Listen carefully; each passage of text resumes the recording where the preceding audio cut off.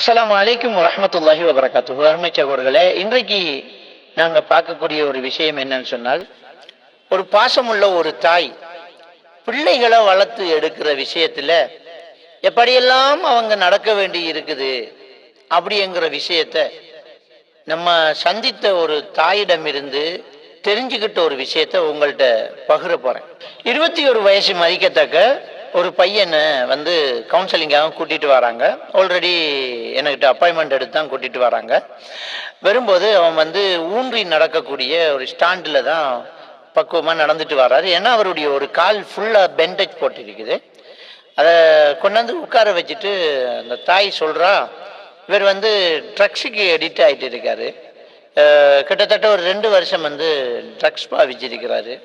இப்போ ஒரு 4 மாசமா விட்டுட்டாரு, அல்ஹம்துலில்லா. திரும்பவும் அவர் பாவிக்காம இருக்கணும், அதுக்காக ஒரு அட்வைஸ் கொடுங்க, அதுல ஆசை வராம இருக்கணும், அதுதான் எங்களுடைய நோக்கம் அப்படின்றாங்க. ரொம்ப சந்தோஷமா இருந்துச்சு.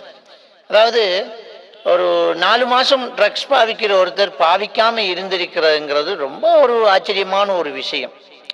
அது ரொம்ப கஷ்டமான ஒரு கட்டம். அது ஒரு 3 மாசம் தாண்டுறதுங்கிறது பெரிய ஒரு விஷயம். ஆனால் ரொம்ப சந்தோஷமா இருந்துச்சு. கண்டிப்பாக 4 மாதம் பாவிக்காமல் இருந்தால் எப்படியோ அவர் இனி அதை நிறுத்துறது ரொம்ப ஈஸியாயிடும். அதுக்குள்ளே தான் அந்த வலி வேதனை எல்லாமே இருக்கும். பொதுவாக அந்த ஐஸு, ஹெரோயின், அதே மாதிரியான இந்த டெப்லெட்டு, கேஜி, இது மாதிரியான இந்த பாவனையாளர்களுக்கு அதை நிறுத்தும் போது உடம்புல சரியான பெயின் இருக்கும், பசியின்மை இருக்கும், கோபம் கூட வரும், நித்திரை இல்லாமல் இருக்கும். சிலருக்கு வந்து மென்டல் இல்னஸ் எல்லாம் ஏற்படுறதுக்கான வாய்ப்புகள் இருக்குது. அப்போ அதுக்கெல்லாம் வந்து ட்ரீட்மெண்ட்டை கொடுத்துக்கிட்டு ஒரு டாக்டர் அட்வைஸோட தான் இதை வந்து செய்யணும். அதை செய்கிறதுக்குரிய அந்த வாய்ப்புகள் எல்லாருக்குமே கிடைக்கிறது இல்லை. அதனால நிறைய பேர் இதுலேருந்து வெளியில் வர முடியாமல் ரொம்ப அவதிப்படுறாங்க. ஆனால் இந்த பையன் வந்து 4 மாதம் அதை பாவிக்கலைங்கிற ரொம்ப சந்தோஷமாக இருந்துச்சு. அவன்கிட்ட உட்கார வச்சு நான் வந்து அதில் உள்ள ஆபத்துக்களை எல்லாம் விளங்கப்படுத்தி, இதை பாவிச்சா நம்ம எந்த அளவுக்கு நாசமாக போவோம், நம்ம வாழ்க்கை எவ்வளோ எல்லாம் திசை திரும்பும் அப்படிங்கிறத விளங்கப்படுத்தி ரொம்ப சுவாரஸ்யமாக 2 பேருமே பேசி அவரும் ஏற்றுக்கிறாரு. இதை பாவிக்காம விட்டது பிறகு இப்போ எனக்கு கொஞ்சம் நல்லா இருக்கு, ரிலாக்ஸாக இருக்கு, லட்சக்கணக்கான காசை நான் விட்டுட்டேன் சார் அப்படிங்கிறான். ஒரு நாளைக்கு 10,000 ரூபா வரைக்கும் அவன் பாவிச்சிருக்கிறானா. கொஞ்சம் வசதியான ஃபேமிலி போல் இருக்குது, வீட்டிலேருந்து காசு எடுத்து இதெல்லாம் பண்ணிக்கிறான். நான் கேட்டேன் வந்து கடைசியில் காலுக்கு என்னாச்சு அப்படின்னு. ரொம்ப சிம்பிளாக சொன்ன, அம்மா அடித்து உடைச்சிட்டாங்கங்கிறான். இதுதான் மேட்டரு. காலுக்கு என்னாச்சு அப்படின்னு கேட்குறேன். ரொம்ப சிம்பிளாக சொன்ன, அம்மா அடித்து உடைச்சிட்டாங்க அப்படிங்கிறான். இதுதான் விஷயமே. அப்போ வந்து அவங்க உம்மா வந்து என்ன சொல்கிறாங்க, பக்கத்தில் இருக்கிற உம்மா என்ன சொல்கிறாங்க, நான் தான் உடைச்சேன் அப்படின்றாங்க. அழுதுகிட்டு சொன்னாங்க, நான் தான் உடைச்சேன். இந்த காலை உடைக்கிறதுக்கு பல நாள் முயற்சி பண்ணிக்கிறேன் நான். ஏன்னா இவன் வந்து ட்ரக்ஸுக்கு எடிட் ஆகி என் பிள்ளை என்னோட பேசுறதே இல்லை. அவன் கண்ணு இழுத்து மூடி லேசாக ஒரு சின்ன கண்ணு தான் தெரியும். என் பிள்ளைய அக்கம் பக்கத்தில் இருக்கிறவங்கெல்லாம் பைத்தியக்காரன் என்று சொன்னாங்க. எந்த நேரமும் தூள்லையே இருப்பான், நிஷான்லேயே இருப்பான். எனக்கிட்ட என் தாய் என்கிற ஒரு உணர்வு இல்லாமல் ரொம்ப மோசமான வார்த்தைகளால் பேசுவான், திட்டுவான். தாடி இப்போ தாடி 5,000 ரூபா அப்படின்னு கேட்பான்.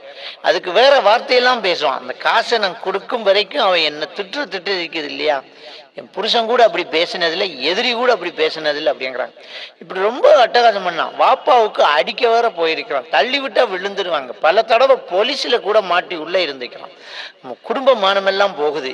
எனக்கு அதெல்லாம் பற்றி பிரச்சனை. என் பிள்ளை எனக்கு வேணும், என் பிள்ளை எனக்கு பிள்ளையா வேணும். அவனை ஏவனோ ஒரு நாசகாரன் வந்து கெடுத்திருக்கிறான். இந்த பாலா போன சமுதாயம் என் பிள்ளைய பாலாக்கி இருக்குது.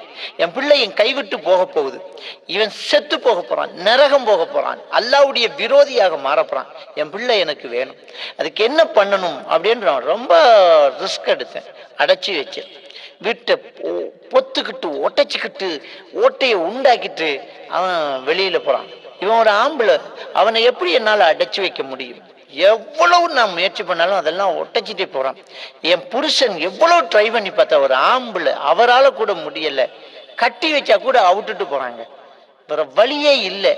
இவன் காலை உடைச்சா மட்டும்தான் இவன் வந்து நடந்து போக முடியாம இருப்பான் அப்படிங்கிற ஒரு முடிவுக்கு வந்துட்டு நானா யோசிச்சு முடிச்சேன்.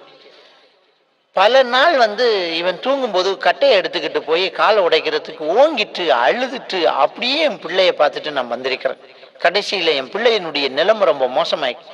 என் பிள்ளை உசுரோடு ஒரு ஒரு ஒரு ஆக்கத்திறனோடு, என் பிள்ளை உசுரோடு நிதானமான சிந்தனையோடு தேவை அப்படின்னு சொன்னா, இவன் தூள் பாவிக்க கூடாது.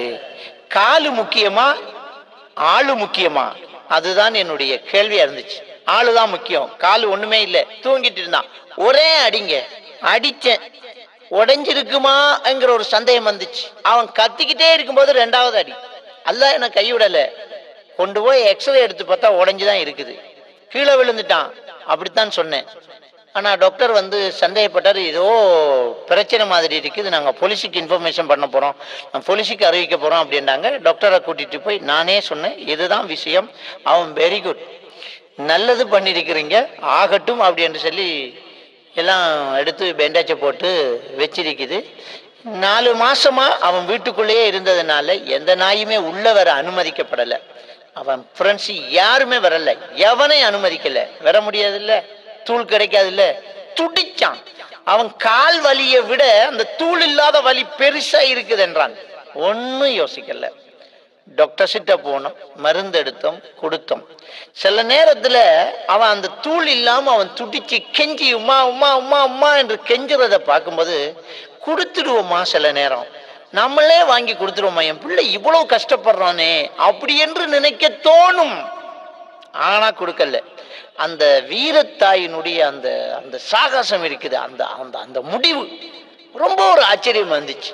உண்மையான பாசம் அதுதான். பிள்ளை உசுரோட வேணுமோ அதை செஞ்சிடலாம். இன்னைக்கு நிறைய தாய்மார்கள் தவறு பண்ணிட்டு இருக்கிறாங்க. அவன் கெஞ்சி கேட்கிறான், தாங்கிறான், இப்ப வேணும்ங்கிறான், அதனால கடன்பட்டு கொடுக்குறாங்க. இவன் விடுறான் இல்லையேன்னு கடன்பட்டு கொடுக்குறாங்க. முடியாது, கொடுக்க கூடாது. உனக்கு பிள்ளை உசுரோட வேணுமா, உன் பிள்ளை பொணமா நடமாடும் ஒரு பிண்டமா இல்லாம தெளிவான சிந்தனையோடு உனக்கு பிள்ளை வேணுமா, கொடுக்க கூடாது. சந்தர்ப்பம் கொடுக்காதீங்க, அடைச்சி வைங்க, தடுத்து வைங்க. அவன் அதுல இருந்து விடுபடக்கூடிய வாய்ப்பு இருக்குது. இது ரொம்ப ஒரு மனசை ஒரு நெகிழ செய்தது. இதை மக்கள்கிட்ட ஷேர் பண்ணணும் அப்படின்னு எனக்கு தோன்றுது. நான் இதுல உங்களுக்கு சொல்லக்கூடிய ஒரு விஷயம் என்னென்றால், அந்த தாய் இந்த முடிவு எடுக்கிறாங்க இல்லையா, நம்ம எல்லாருமே நம்ம பிள்ளைய அந்த தூள் பாவிக்கக்கூடிய எடிக்டான ஒரு பிள்ளைய அதை பாவிக்காம விடுறதுக்கு என்ன பண்ண முடியுமோ அதை பண்ணி அவன் உசுரை காப்பாற்றணும். ஏன்னா நம்ம பார்க்குறோம், இப்போ ஒரு ஒரு சீனி வியாதி, காலில் ஒரு காயம், இன்ஃபெக்ஷன் ஆக்கியிருக்குது. டாக்டர் என்ன சொல்றாரு, இவர் உசுரோட வேணுமெண்டா காலை கழட்டி தான் ஆகணும், இல்லாட்டி இவர் உசுரோட இருக்க முடியாது அப்படின்னு சொன்னா டாக்டர் அனுமதியோட காலை எடுக்கிறோமா இல்லையா? அப்ப இந்த சக்கரை வியாதியை விட ரொம்ப ஆபத்தான ஒன்று இந்த ஹெரோயின் பாவனை, இந்த ஐஸ் பாவனை, இந்த போதைப் பொருள் பாவனை ரொம்ப ஆபத்தான ஒன்று. ஒரு மனிதனை அப்படியே ஒரு வெறும் கோதா பதறாக்கக்கூடியது. அதனால பலருக்கு பிரச்சனை இருக்குது. எனவே இதை தடுத்து நிறுத்துறதுக்கு என்ன வேணுமென்றாலும் பண்ணலாம். அதுதான் நீதியான தர்மமான ஒரு விடயம். இந்த இடத்துல இன்னொரு முக்கியமான ஒரு விஷயத்தை நான் சொல்லிக்கொள்ள விரும்புறேன். கண்டிப்பா இந்த போதைப் பொருள் பாவனையாளர்களை தடுத்து வச்சு ஒரு 100 நாள் ஒரு பயிற்சி முகாம், அது கிடைக்காம அவங்கள பாதுகாப்பா வச்சு அவங்களுக்கு சில ட்ரைனிங் கொடுத்து ஒரு அந்த அந்த சென்டருக்கு ஒரு டாக்டர் அட்வைசரா இருக்கணும். அவர் அதுல உள்ள சிக்கல்களுக்காக மாத்திரை கொடுக்கறதா இருந்தா கொடுத்து இவங்களை அதிலிருந்து விடுபடுறதுக்கான ஒரு வாய்ப்பை கொடுக்கக்கூடிய ஒரு புனர் நிர்மாண நிலையம் கண்டிப்பா நம்ம சமுதாயத்துக்கு தேவையா இருக்குது. அதை ஒன்ன உருவாக்குறதுக்கு உங்களால யாருக்கு முடியுமோ அதை செய்யுங்க. அது உங்களுக்கு காசு சம்பாதிக்கக்கூடிய ஒரு வழி பிளஸ் சமூக சேவை. அதை செய்ய பாருங்க. அல்லாஹ் உங்களுக்கு அருள் செய்வான் இன்ஷா அல்லாஹ். அடுத்த ஒரு நிகழ்ச்சி இன்னொரு விஷயத்தோடு உங்களை சந்திக்கிறேன். அது வரைக்கும் இன்ஷா அல்லாஹ் உங்களிடமிருந்து விடைபெற்றுக் கொள்வது அப்துல் ஹமீத் ஷரை.